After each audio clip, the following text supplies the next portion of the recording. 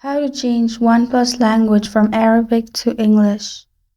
Hi everyone, it's Sophia to assist you today without any delay. Let's jump right in. First, open settings on your phone. Then scroll all the way down till you find system. You'll find system and click on system. Or if you don't find system, simply go to search button on top right corner and search language. Click on language and input. Click on languages. If it's in Arabic, simply click on add a language.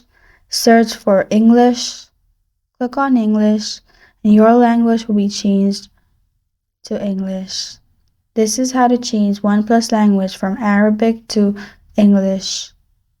Thank you for joining me today. If this video helps you out, please leave a like and subscribe for more. Got a question or want to suggest a topic? Comment below. I'm Sophia signing off until next time.